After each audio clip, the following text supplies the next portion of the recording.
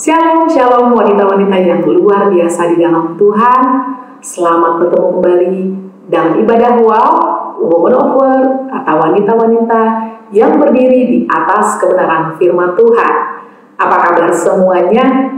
Tentu saya berharap kita dalam keadaan baik-baik dan sehat-sehat saja. Dan puji Tuhan, di kesempatan kali ini kembali kita akan dipertemukan dengan hamba Tuhan kita yang juga tentunya luar biasa, di mana beliau telah siap untuk memberkati kita semua dengan kebenaran firman Tuhan. Namun sebelumnya saya akan mengajak kita lebih dahulu, mari kita angkat suara kita akan memasyurkan dan membesarkan nama Tuhan kita. Ada satu sobatku yang setia, tak pernah dia tinggalkan diriku. Waktu aku susah, waktu ku sendirian, dia selalu menemani diriku. Namanya Yesus, namanya Yesus, nama Yesus yang menghibur hatiku. Namanya Yesus, namanya Yesus, nama Yesus yang mengikat hatiku. Namanya Yesus, namanya Yesus, nama Yesus yang menghibur hatiku.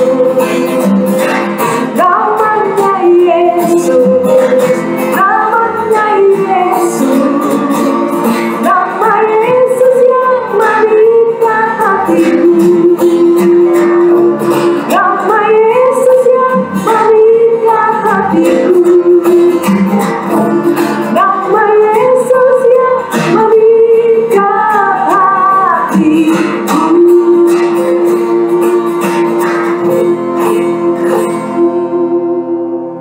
Amin, amin, bahwa nama Yesus sesungguhnya adalah sahabat kita yang sejati dan dia tidak akan tergantikan.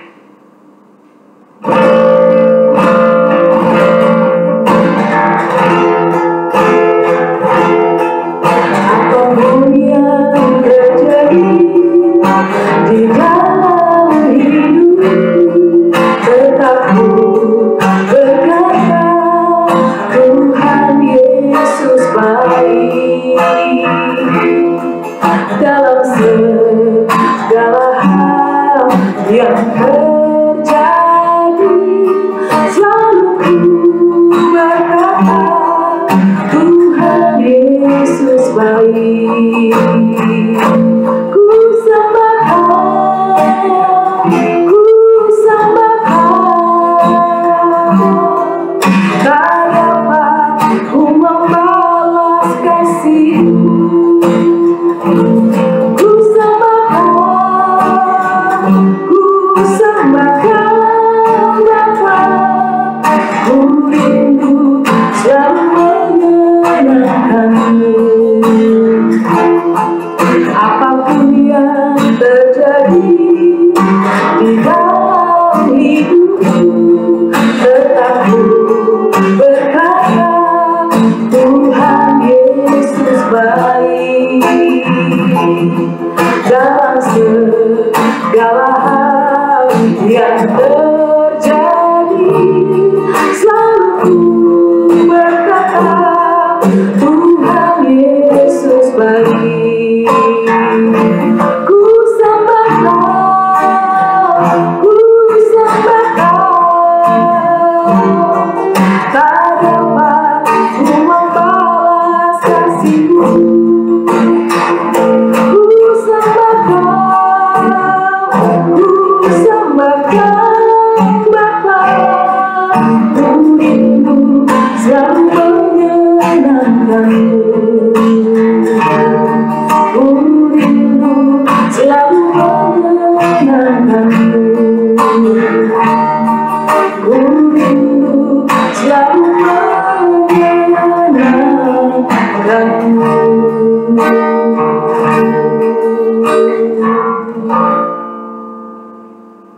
Benar Tuhan, apapun yang terjadi terjadi dalam hidup kami Tuhan. Kami tetap mau belajar berkata bahwa Engkau baik dan Engkau adalah Allah yang turut bekerja dalam segala sesuatu untuk mendatangkan kebaikan bagi kami semua Tuhan, yang mengasihi Engkau, yang terpanggil sesuai dengan rencana-Mu. Terima kasih Tuhan, dan pada saat ini kami mau siapkan hati kami dan pikiran kami untuk menerima kebenaran firman-Mu. Urapi kami semua, urapi hamba-Mu, biarlah setiap kata yang keluar daripada mulut bibir hamba-Mu berasalkan daripada Engkau saja Tuhan. Hanya di dalam nama Yesus kami telah berdoa dan mengucap syukur. Haleluya, amin. Puji Tuhan, waktu dan tempat saya persilakan kepada hamba-Nya yang akan menyampaikan kebenaran firman Tuhan.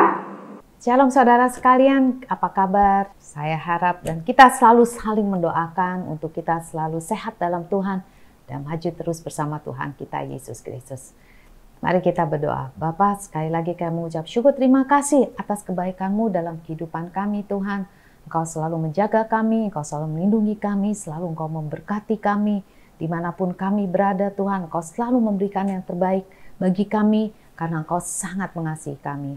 Roh Kudus, pada saat ini Engkau yang mengambil alih waktu ini, Engkau sedia mempermudah saya untuk menyampaikan firman-Mu sehingga firman-Mu boleh diterima dan kami yaitu dapat menjadi pelaku daripada firman-Mu. Terima kasih Tuhan, di dalam nama Yesus biarlah Roh Kudus sendiri mengambil alih segala sesuatunya. Di dalam nama Yesus kami berdoa, haleluya, amin. Dan sore hari ini sangat menarik, yaitu firman-Nya mengenai kepahitan membunuh. Ya benar, kepahitan dapat membunuh, dan dari sebab itu saya bilang kepahitan membunuh. Ya, kita akan baca yaitu di dalam 2 Samuel 16 ayat 23. Dikatakan pada waktu itu nasihat diberikan Ahitofel. Jadi dia penasihat daripada Daud ya. Terus diberikan Ahitofel adalah sama dengan petunjuk yang diminta daripada Allah. Jadi saudara bisa bayangkan nasihatnya itu pasti luar biasa. Demikian dinilai setiap nasihat Ahitofel, baik oleh Daud maupun oleh Absalom. Jadi saudara bisa bayangkan Daud itu seorang raja dan dia mendengarkan nasihat Ahitofel. Jadi bisa saudara bayangkan Ahitofel pasti seorang yang bijaksana. Dikatakan nasihat Ahitofel itu saudara harus garis bawahi adalah seperti nasihat dari Allah. Namun seringkali kita bicara kepada siapa saja dan minta nasihat mereka. Kita suka begitu kan. Dan akhirnya nasihat mereka yang membawa kita ke masalah yang lebih besar. Kenapa dikatakan demikian? Kita lihat 2 Samuel 17 ayat 23. Ketika dilihat Ahitofel bahwa nasihatnya tidak dipedulikan, dipasangnyalah pelana keledainya, lalu berangkatlah ia ke rumahnya, ke kotanya, ia mengatur urusan rumah tangga, kemudian menggantungkan diri.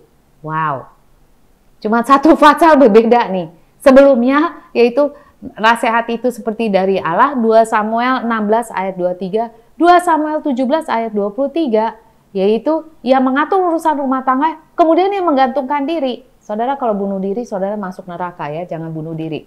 Demikianlah ia mati, lalu ia dikuburkan dalam kuburan ayahnya. Jadi kita bisa bayangkan satu fasa sebelumnya Raja Daud dan tertulis di sini, yaitu mereka menilai nasihat Ahitofel seperti nasihat dari Allah. Artinya betapa bijaknya orang ini sehingga Daud mendengarkannya dan orang menilai nasihatnya seperti petunjuk Allah. Tapi ada sesuatu yang terjadi sehingga yaitu orang yang bijaksana Ahitofel ini, kok orang bijaksana bisa bunuh diri? Nggak masuk akal, benar-benar nggak masuk akal, ya kan? Oke, kita lihat sejarah daripada ini semuanya, latar belakangnya. Yaitu kalau kita lihat Daud adalah seorang raja daripada bangsa Israel dan dia bertanggung jawab atas seluruh bangsa Israel. Kita tahu setelah Saul terus begitu adalah Daud. Kita tahu yaitu satu hari Daud jatuh dalam dosa berzina dengan Batsheba. Tetapi dosa Daud tidak berhenti sampai di sini. Kalau saudara baca ya, saya akan secara garis besar, yaitu 2 Samuel pasal 11 dikatakan, ayat keempat dikatakan Daud tidur dengan Batsheba dan setelah itu wanita itu pulang ke rumahnya. Ya. Terus ayat kelima, wanita itu atau Batsheba mengandung.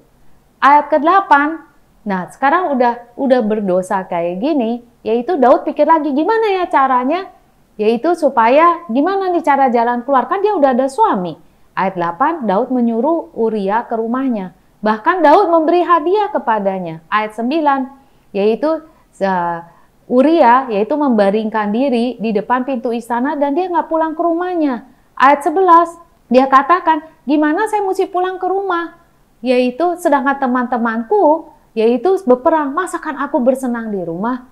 Ayat 13, lalu Daud mengundang makan dan membuat dia makan dan minum sampai mabuk. Maksudnya supaya dia yaitu pulang ke rumahnya, bersetubuh dengan Batsheba sehingga orang mengira Batsheba punya anak itu adalah anak daripada Uria. Saudara bisa bayangkan ya. Terus kayak gitu, tapi apa yang terjadi? Ialah malam hari dia nggak pulang, yaitu ke rumahnya. Maksudnya ini Uria nggak pulang ke rumahnya. Ayat 15, akhirnya Daud menyuruh Yoab untuk menaruh Uria, ditaruh di barisan depan. Sehingga yaitu dan meninggalkannya sendirian di bagian depan. Udah pasti Uria akan terbunuh oleh musuhnya. Dan ayat 26, apa yang terjadi? Yaitu karena Uria mati, maka Batsheba menjadi istri Daud. Jadi kalau kita lihat di sini, dosa itu nggak pernah puas. Pasti ada kelanjutan. Jika kita tidak menyadarinya, itu pasti berkelanjutan. Itu bahaya, itu dosa, saudara. Apapun dosa tersebut, mau bohong, mau penipuan uang, mau apalagi ini ya mengenai perzinahan, terus begitu apa aja dah. Pokoknya kalau ya mau ngerokok kek, mau narkoba kek, pokoknya yang namanya dosa itu pasti ada kelanjutannya. Sampai kita menyadarinya dan kita mengatakan, oke, saya nggak mau diperbudak oleh dosa lagi, saya mau berhenti, saya mau berbalik kepada Tuhan, saya mau hidup saya bersih. Udah, itu kuncinya dan hanya itu obatnya untuk kita balik daripada segala dosa. Jadi kita lihat di sini, dosa tuh nggak pernah puas. Makanya sampai yaitu Nathan menegur dia, kamu ngapain sih? Kamu udah raja, apa aja kamu mau? Dan Tuhan itu beserta kamu, Daud, apa aja kamu mau, Tuhan tuh pasti kasih. Gak usah kamu berbuat gitu. Apa beda Daud sama kita? Kita juga anak Tuhan, saudara. Benar nggak? Kalau saja kita jalan baik-baik dengan Tuhan, tidakkah Tuhan juga memberikan segala sesuatu yang kita minta dari Tuhan? Iya kan? Tapi kita seringkali, kita mau jalan kita sendiri. Nah, sama juga ini, dosa nggak pernah puas. Pasti ada kelanjutannya. Dan juga dosa, kalau nggak diselesaikan cepat-cepat, pasti ada orang yang melihat dosa kita. Pasti. Nggak mungkin ya itu dosa itu, oh cuma saja yang tahu ya, orang lain nggak ada yang tahu. Pasti ada orang yang lihat ya. Ada sesuatu terjadi ya, membuat Ahitofel ini akhirnya jadi jahat ya. Bahkan dia ingin menghancurkan seluruh kerajaan Daud dengan dia berpihak kepada Absalom. Gila nggak ya? Kalau kita pikir, ini benar. Kalau dilihat nasihatnya kepada Absalom, itu memperikatkan hatinya. Saya akan bacakan kepada saudara. Ini ngeri saudara. 2 Samuel 16 ayat 21. Lalu jawab Ahitofel kepada Absalom, hampirilah gundik-gundik ayahmu yang ditinggalkannya untuk menunggui istana. Apabila seluruh Israel mendengar bahwa engkau telah membuat dirimu dibenci oleh ayahmu, maka segala orang menyertai engkau akan dikuatkan hatinya. Maka dibentangkanlah kemah bagi Absalom di atas soto. Lalu Absalom menghampiri gundik-gundik ayah di depan mata seluruh Israel. Gila kan? Ya, ini Ahitofel yang sebelumnya Daud mengatakan dia adalah nasihat seperti nasihat Allah. Apa yang membuat dia sampai dia mengatakan kepada Absalom? Lalu dijawab Ahitofel pada Absalom. Kan waktu itu Absalom mau mengambil kedudukan raja daripada Daud. Dia mau menjadi raja. Jadi mau menggantikan Daud. Maka gilanya dia bilang kayak gini, hampirlah gundik-gundik ayahmu, ditinggalkan untuk menunggui istana. Apabila seluruh Israel mendengar, dia bilang, maka mereka tuh yang menyertai kau akan dikuatkan. Bahkan yaitu apa yang Absalom lakukan, yaitu di atas soto. Jadi saudara bisa, di atas istana. Soto itu di atas lantai yang paling atas. Dia yaitu bersetubuh dengan gundik-gundik daripada Daud. Gila kan ini, benar-benar gila. Ya, melakukan sesuatu yang sangat menajiskan seluruh kerajaan. Ahitofel itu menyuruh Absalom untuk melakukan sesuatu yang sangat menghina dan menajiskan ya seluruh kerajaan Daud. Ya, Ahitofel ini merasa pernyataan tegas ini memberikan dia keberanian kepada pengikut Absalom. Di dunia kuno, mengambil seli raja bukan hanya merupakan tindakan amoral, tetapi juga merupakan tindakan pengkhianatan. Waduh, upahnya itu adalah saudara pasti dihukum gantung, dihukum mati. Tapi Daud nggak menghukum anaknya ya. Ini adalah cara Absalom bukan hanya menggantikan Daud, tetapi sepenuhnya menolak pemerintahan ayahnya. The government of the father. Jadi dia benar-benar udah menolak. Menghancurkan kerajaan Daud masih belum cukup. Ahitofel masih belum puas. Dia bahkan ingin membunuh Raja Daud dengan tangannya sendiri. Saudara lihat. 2 Samuel 17 ayat 1. Berkatalah Ahitofel kepada Absalom. Saudara lihat 16. Absalom tidurin semua gundik-gundiknya. 17 ayat 1. Dia nggak puas. Dia bilang, izinkan aku memilih 12.000 orang. Maka aku akan bersiap mengejar Daud pada malam ini juga. Aku akan mendatangi dia selagi ia lesu dan lemah semangatnya. Dan mengejutkan dia, karena kan mendengar anaknya gitu, maka dikatakan, Ahitofel sendiri mengatakan, oh pasti kalau dia dengar berita ini, dia pasti lesu dan lemah semangatnya. Dan mengejutkan dia, seluruh rakyat yang ada bersama-sama dengan dia akan melarikan diri. Maka aku akan menewaskan raja sendiri. Itu suatu kayak kebencian yang oke, nggak cukup sampai situ. Saya harus bunuh dengan tangan saya sendiri. Demikianlah aku akan membawa pulang seluruh rakyat itu kepadamu seperti seorang mempelai perempuan kembali pada suaminya. Jadi engkau mencari nyawa satu orang saja, sedang seluruh rakyat tetap selamat. Gila kan? Bagaimana orang kepercayaan bisa berubah menjadi seorang yang paling membenci sahabatnya atau orang tersebut. Bahkan sampai dia rela atau mau, bukan rela aja, tapi memang keinginan dia untuk membunuh Daud dengan tangannya sendiri.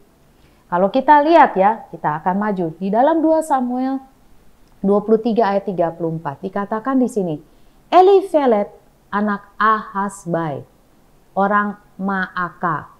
Terus Eliam anak Ahitofel, orang Gilo.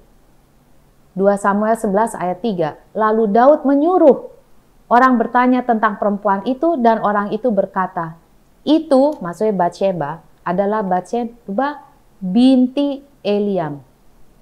Ya, binti Eliam dari anak daripada Eliam, istri Uria orang Het. Jadi saudara lihat ya, di atas dikatakan Eliab anak Ahitofel orang Gilo. Dan Batsheba adalah anak daripada Eliam. Itu adalah Batsheba binti Eliam. Jadi dari pengamatan tersebut dari kedua ayat ini, besar kemungkinan Ahitofel tidak pernah, yaitu karena dia adalah kakeknya, benar nggak? Bisa ikutin saya? Dia ada kakek, dia nggak pernah bisa melupakan pengkhianatan Daud. Dari sebab itu pengkhianatan Daud kepada yaitu untuk membunuh Uria. Pengkhianatan Daud dia berasa dikhianati karena Daud yaitu yang tidur berzinah dengan Batsheba sampai dia punya anak. Jadi dari sebab itu dia nggak bisa melupakan pengkhianatan Daud terhadap keluarganya. Itu yang dia rasakan. Dan dari sebab itu dia menunggu kesempatan untuk membalas dendam karena telah merugikan keluarganya. Bisa ikutin saya? Itu sebuah kisah yang tragis banget loh. Jadi saudara bisa lihat karena sakit hatinya dia, yaitu dia rela melihat yaitu semua gundik-gundik Daud itu dianiaya, yaitu dengan Absalom, yaitu berdosa berat, meniduri dia, yaitu berzina, meniduri setiap yaitu wanita-wanita tersebut, dan bahkan dilakukannya di muka umum karena disotoh daripada istana. Jadi artinya dengan katanya di muka umum dia meniduri perempuan-perempuan tersebut, yaitu gundik-gundik daripada Daud. Itu hanya untuk apa? Membalas, yaitu memuaskan balas dendam dia, memuaskan sakit hati dia, memuaskan kepahitan dia. Ini kita lihat ya betapa yaitu kuatnya yaitu kepahitan. Betapa kuatnya yaitu sakit hati atau kepahitan jika saudara tidak cepat-cepat menanganinya. Jika saudara tidak cepat-cepat menyadari, datang kepada Tuhan, minta Tuhan yaitu cabut semua itu dalam kehidupan kata. Oke, jadi kita lihat dan akhir kehidupan daripada Ahitofel, apa yang terjadi? Dia bunuh diri. Karena segala suatu rencananya nggak berhasil. Absalom mati, akhirnya dia bunuh diri. Suatu yang tragis saudara. Dari sebab itu kita cepat-cepat saudara. Saudara ada kebencian, marah.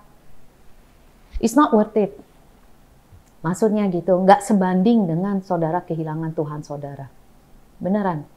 Ya, Di dalam Ibrani 12 ayat 14 dikatakan, berusahalah hidup damai dengan semua orang, kejarlah kekudusan.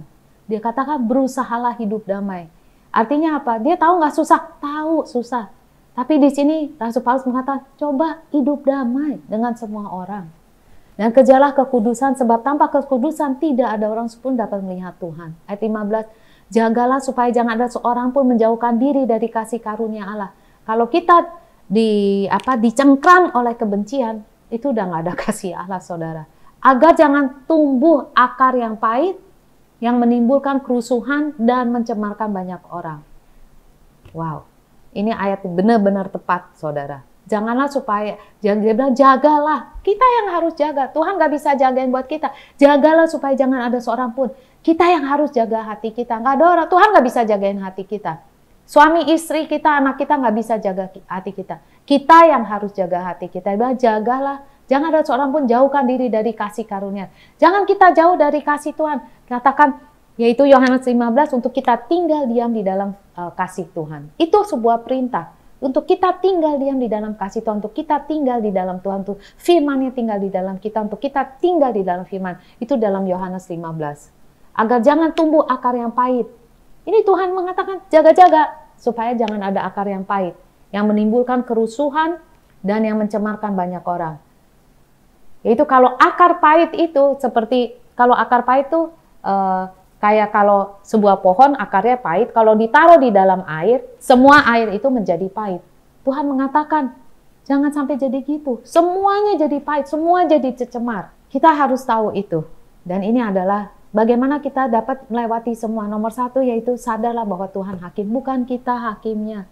Berapa jahatnya orang tersebut, berapa sakitnya kita, berapa sebelnya kita, berapa marah, ingat kita bukan hakimnya.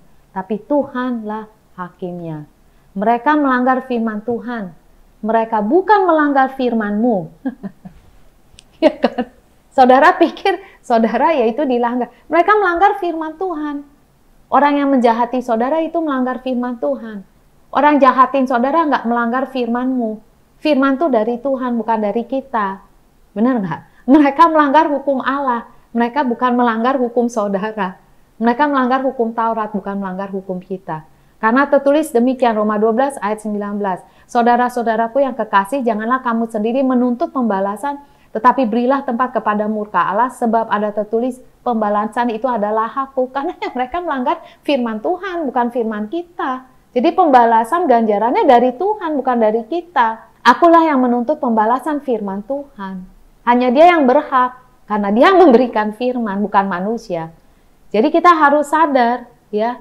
Yang balas dendam yaitu dia yang mengambil alih. Kalau mamanya kita balas dendam, kita yang mengambil alih. Tapi biarlah Tuhan, karena itu adalah, ini firman adalah firman Tuhan, hukum Tuhan. Jadi biar Tuhan aja yang mengambil alih keseluruhannya. Kita harus take off my hand, karena ini semua adalah Tuhan. Amin. Jadi kita harus sadar, Tuhan hakimnya. Di bumi, di surga Tuhan hakim, bukan kita yang hakim. Kita juga harus sadar bahwa kita semua orang yang berdosa. Kita semua bukan orang yang kudus, artinya tidak pernah berdosa. No, kita semua ada dosa. Nggak mungkin nggak ada dosa. Kalau nggak ada dosa ya kita jadi Tuhan dong, benar nggak? Meskipun kita udah terima Tuhan Yesus Kristus sebagai Tuhan dan Juru Selamat, apakah kita masih jatuh dalam dosa? Masih. Apakah kita masih melanggar? Masih. Apakah kita masih melakukan kesalahan? Masih. Yaitu sama seperti, dari sebab itu, yaitu kita nggak ada beda sama orang yang jahatin kita. Kalau kita mau, kalau kita berbuat salah, kita mau orang mengampuni kita, bukan? Kita mau orang memberi kesempatan kepada kita. Begitu kita juga ingin orang itu berbelas kasih. Kita bilang, tolong dong, jangan ituin. Kita mau kan? Kita mau dapat belas kasih dari orang. Begitu juga, yaitu mereka. Dari sebab itu, lebih baik yaitu kita serahkan kepada Tuhan, dan kita juga beri pengampunan kita kepada mereka. Karena apa yang saudara tabur, saudara pasti tuai. Kalau kita tabur pengampunan, kita pun akan menuai pengampunan. Kita nabur kasih, kita akan menuai kasih. Kita tabur sebanyak mungkin, yaitu anugerah dan segala suatu kebaikan, kita pun akan menuai, yaitu hasil yang baik daripada taburan kita. Amin. Yang ketiga, Sadarilah apa yang mereka lakukan tidak ada gunanya untuk merusak hubungan saudara dengan Tuhan. Seperti yang saya katakan tadi. Itu buat apa kita kesel kayak Ahitofel, akhirnya dia bunuh diri. Buat apa kamu kesel sampai kamu saudara tuh jauh dari Tuhan? It's not worth it, beneran. Gak sebanding saudara, beneran. Lebih baik udah, itu urusan Tuhan. Lebih baik kita beres sama Tuhan, sehingga Tuhan bisa kasih kita kesempatan buka pintu lagi dan memberkati kita lagi. Itu jauh lebih menguntungkan, jauh lebih baik untuk kita. Untuk kita yaitu diberi kesempatan sama Tuhan, Tuhan bisa memberkati kita, kita masa maju terus, kehidupan rohani kita bisa lebih dewasa. Dan yang keempat, ini adalah luar biasa. Kita harus menyadari segala sesuatu kesulitan yang orang itu perbuat kepada kita, membantu kita bertumbuh dalam Tuhan. Amin. Iya benar. Iya, kalau nggak ada orang tersebut, kita nggak lari ke Tuhan, kita enak-enak aja. Tapi karena kita disakiti, kita dikecewain dan segala sesuatu, itu membuat kita periksa diri kita, oh saya salah, oh saya benar. Dan membuat kita itu apa? Lebih lagi bertumbuh bersama Tuhan, lebih lagi menjadi dewasa sama Tuhan, lebih lagi yaitu membuat kita dekat dengan Tuhan. Benar nggak? Kalau bukan karena perbuatan kakak-kakaknya, Yusuf nggak mungkin ke Mesir. Apa Yusuf datang ke Mesir? Ini saya loh, orang Yahudi loh. Kamu tangkap saya dah. Kamu tangkap saya. Orang bilang gila apa nih orang Yahudi? Dibilang mata-mata apa nih orang geblek barang. Iya kan nggak mungkin kan? Dia nggak mungkin menyerahkan dirinya, yaitu ke Firaun. Dan juga bapaknya dia, saking sayangnya sama Yusuf, apa bapaknya akan bilang, ini loh anakku, aku titip di Mesir ya, biar satu hari jadi Perdana Menteri. Ya nggak mungkin. Jadi kita lihat di sini, ya. Untuk saat ini kita bisa lihat, oh itu sebuah kesulitan. Dalam Tuhan itu bukan sebuah kesulitan. Tuhan mengizinkan semua itu terjadi. Yaitu untuk kita dipoles, diasah, di ini, di itu, supaya apa? Yaitu kita menjadi lebih cemerlang di dalam Tuhan. Oke? Sangat sederhana, sangat praktikal sekali untuk kita lakukan semuanya. Karena kita udah dengar banyak firman, yaitu sekarang apa yang kita harus lakukan. Ini sangat sederhana sekali. Ya, jangan kita benci orangnya, kita puji Tuhan buat orangnya. Yusuf itu puji Tuhan buat kakak-kakaknya, karena kakak-kakak jadi bisa menjadi Perdana Menteri. Pikirin lagi, kita puji Tuhan buat orang tersebut. Yaitu segala sesuatu kesulitan itu bisa jadi batu sandungan atau batu loncatan. Segala sesuatu kesulitan dalam Tuhan itu adalah batu loncatan. Karena itu adalah kesempatan untuk Tuhan buat mujizat dalam kehidupan saudara. Amin. Tuhan Yesus berkati. Mari kita berdoa. Bapak, sekali lagi kami mengucap syukur, terima kasih, Engkau baik, sangat baik, membuka mata hati rohani kami Tuhan, supaya kami dapat melihat melalui firman yang luar biasa ini Tuhan, bahwa Engkau saja Tuhan, mengizinkan semua itu terjadi Tuhan. Karena Kau mau kami dekat kepada Engkau. Ampuni segala dosa kami Tuhan, segala kemarahan, segala kebencian. Tuhan Kau cabut semuanya itu, segala sesuatu akar-akar kepahitan.